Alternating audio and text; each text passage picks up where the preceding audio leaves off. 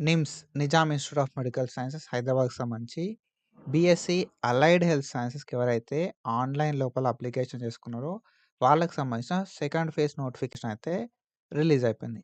మనం ఈ వీడియో లోపల డీటెయిల్‌గా ఏ ఏ కోర్స్ లోపల ఎన్ని సీట్లున్నాయి, అండ్ దాంతో పాటుగా ఎవరెవరు ఎలిజిబుల్ అని చెప్పి డీటెయిల్‌గా మాట్లాడుకుందాం.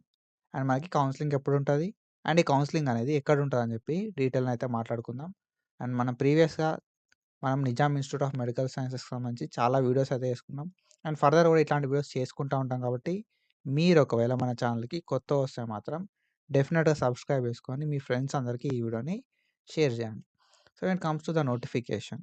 సో, నోటిఫికేషన్ విషయానికొస్తే మనకు అఫీషియల్‌గా Nizam institute of medical sciences, NIMS Hyderabad Panjagutta నుండి మనకు 24థ్ నవంబర్ 2025 రోజు రిలీజ్ చేయడం అయితే జరిగిందన్నట్టు. సో, నేను ఇదే రోజు వీడియో అయితే చేస్తున్నా. ఓకేనా. సో, 24థ్ నవంబర్ 2025 రోజు వీడియో అయితే చేస్తున్నా. బట్ ఈ వీడియో అనేది 25థ్ నవంబర్ 2025 రోజు అప్‌లోడ్ చేస్తా. ఓకేనా. So, I'm recording this video at 9:30 PM. So, 9:30కి అయితే నేను రికార్డ్ చేస్తున్నా. సో, బికాజ్ మనం బ్యాక్ టు బ్యాక్ లైవ్ పెట్టుకున్నాం ఈరోజు. ఓకేనా. So, that's the reason 1 ½ hour, 2 hours live అయింది. అండ్ ఆల్రెడీ ఒక వీడియో అప్‌లోడ్ చేసినాను. సో, లేట్ అయింది. ఓకేనా. సో, ఆల్రెడీ నోటిఫికేషన్ అయితే రిలీజ్ అయిపోయింది. అండ్ మనకి కౌన్సెలింగ్ ఎప్పుడుంటా అని చెప్పి చెప్తా. అండ్ దాంతో పాటుగా మనకి ఎన్ని నంబర్ ఆఫ్ సీట్స్ ఉన్నాయని చెప్పి డీటెయిల్‌గా చెప్తా. సో, ఇది ఆల్రెడీ మనకు ఏందంటే ప్రీవియస్ ఏదైతే నోటిఫికేషన్ ఉందో ఏహెచ్ఎస్ సంబంధించి ఆల్రెడీ అడ్మిషన్ నోటిఫికేషన్ అనేది మనకి 5థ్ జూన్ 2025 రోజు రిలీజ్ అయిపోయింది. And first phase of counselling అనేది మనకి 20 సెప్టెంబర్ 2025 రోజు కండక్ట్ చేసిరన్నట్టు. And this is a notification of phase 2 second ఫేజ్‌కి సంబంధించిన కౌన్సెలింగ్‌కి సంబంధించిన నోటిఫికేషన్ ఇది.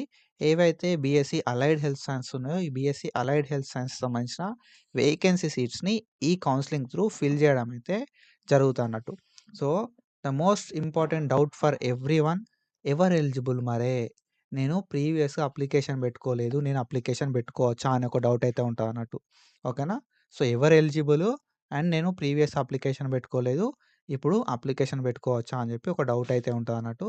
So, not everyone is eligible. ఓకేనా. Everyone is not eligible. ఓకేనా.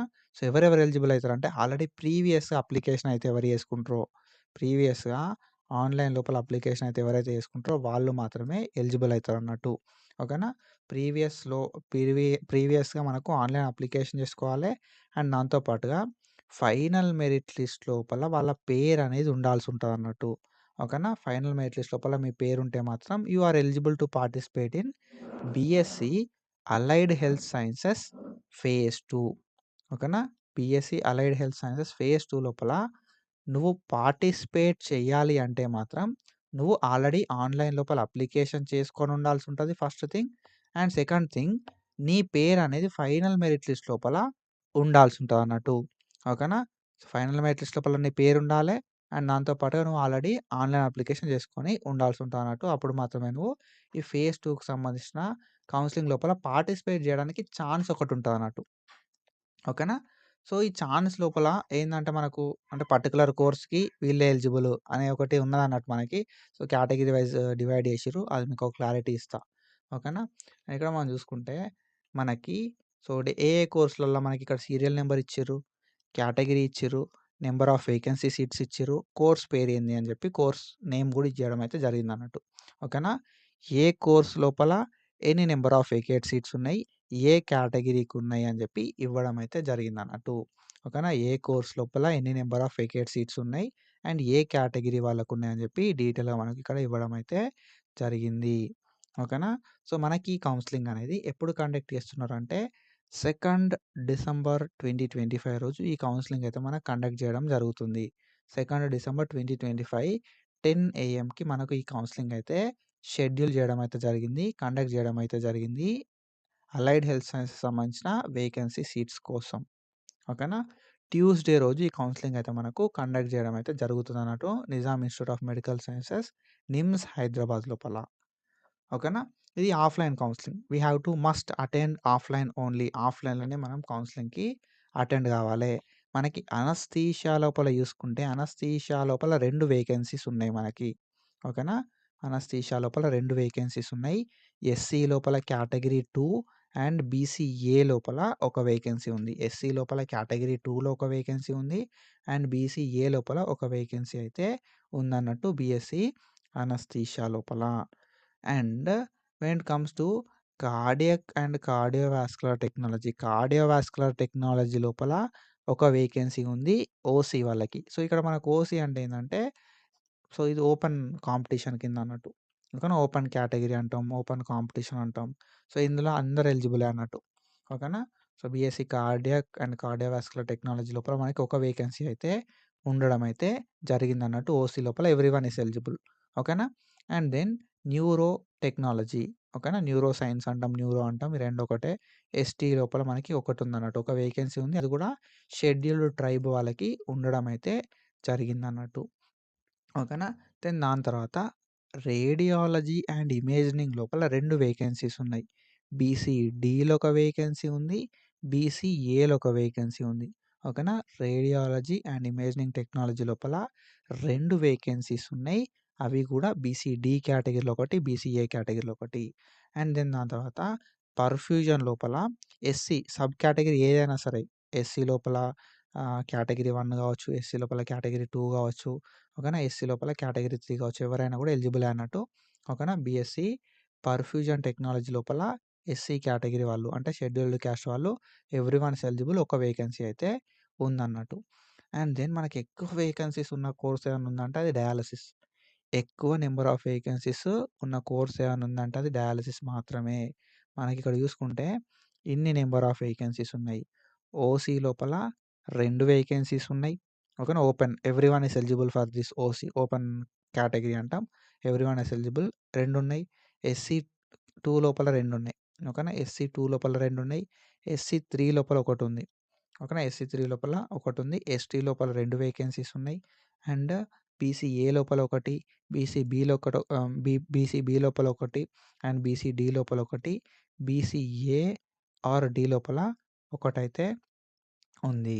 ఓకేనా. డయాలిసిస్ లోపల ఓసీలో 2, ఎస్సీ కేటగిరీ 2లో 2, ఎస్సీ 3లో 1, ఎస్టీ లోపల 2, బీసీఏలో 1, బీసీబీలో 1, బీసీడీలో 1, బీసీఏల ఆర్ డీల ఒకటైతే ఉన్నాయి. ఇన్ని నంబర్ ఆఫ్ వేకెన్సీస్ ఉన్నాయి మనకి. 1, 2, 3, 4, 5, 6, 7, 8, 9, 10, 11 మొత్తం 11 వేకెన్సీస్ ఉన్నాయి. ఓకేనా. ఆల్మోస్ట్ మనకు 20 సంథింగ్ ఉంటాయి. సో, అన్ని వేకెన్సీస్ అయితే మనకి 11 అయితే ఉండడం అయితే జరిగింది. హైయెస్ట్ వేకెన్సీస్ అంటే డయాలిసిస్‌లో ఉన్నాయన్నట్టు మనకి. ఓకేనా. దెన్ తర్వాత మంచి వేకెన్సీస్ ఏమైనా ఉన్నాయంటే ఎంఎల్టీ లోపల ఉన్నాయి. బీఎస్సీ మెడికల్ లాబొరేటరీ టెక్నాలజీ లోపల బీఎస్సీ ఎంఎల్టీ అంటాం. 2 వేకెన్సీస్ ఓపెన్ కాంపిటీషన్ లోపల ఉన్నాయి. ఓపెన్ లోపల అంటే everyone is eligible for these 2 seats అయితే ఉన్నాయి. ఎస్సీ కేటగిరీ 3ల ఒకటుంది. కేటగిరీ 2ల ఎస్సీ కేటగిరీ 3ల ఒకటుంది. కేటగిరీ 2ల ఒకటుంది. బీసీఏ లోపల ఒకటుంది. ఓకేనా. సో, బీసీఏ లోపల ఒకటుంది. ఓసీ లోపల 2, ఎస్సీ కేటగిరీ 3లో ఒకటి, ఎస్సీ కేటగిరీ 2లో ఒకటి, బీసీఏ లోపల ఒకటి. ఇట్లా వేకెన్సీస్ అయితే ఉన్నాయి మనకి బీఎస్సీ ఎంఎల్టీ లోపల. And then emergency and trauma care. BSc critical care technology అంటాం. And emergency and trauma care అంటాం. బీసీఏ లోపల మనం చూసుకుంటే ఒక వేకెన్సీ ఉంది. ఓసీ లోపల 2 ఉన్నాయి. ఓసీ లోపల everyone is eligible for OC. ఓకేనా. ఎవ్రీ కేటగిరీ ఈస్ ఎలిజిబుల్ అన్నట్టు. అండ్ దాని తర్వాత మనం చూసుకుంటే ట్రాన్స్‌ఫ్యూషన్ మెడిసిన్ లోపల మనకి 2 వేకెన్సీస్ అయితే ఉన్నాయన్నట్టు. ఓకేనా. సో, ఎస్సీ సబ్ కేటగిరీ ఏదైనా కూడా ఏం కాదు. మెరిట్‌ని బట్టి తీసుకోవడం అయితే జరుగుతదన్నట్టు. ఎస్సీ సబ్ కేటగిరీకి ఒకటుంది. బీసీ లోపల ఏ సబ్ కేటగిరీ అయినా కూడా ఒకటైతే ఉందన్నట్టు. ఓకేనా. మొత్తం మనకి ఎన్ని నంబర్ ఆఫ్ వేకెన్సీస్ ఉన్నాయి? ఆల్మోస్ట్ 28 వేకెన్సీస్ అయితే ఉన్నాయన్నట్టు. డిఫరెంట్ కోర్సెస్ లోపల. ఓకేనా. సో, మీరొకవేళ ఈ కౌన్సెలింగ్‌కి పార్టిసిపేట్ చేద్దాం అనుకుంటే ఎలిజిబిలిటీ ఉందా అనేది చూసుకోవాలి మనం. ఓకేనా. ఫస్ట్ ఎలిజిబిలిటీ ఏందంటే ఆన్‌లైన్ అప్లికేషన్ పెట్టుకోవాలి. సెకండ్ ఫైనల్ మెరిట్ లిస్ట్ లోపల పేరుండాలి. థర్డ్ ఏందంటే ఈ సీట్లను బట్టి మనకు ఇంత ర్యాంక్ వాళ్ళే ఎలిజిబుల్ అని చెప్పి ఒకటి ఇచ్చిర్రన్నట్టు.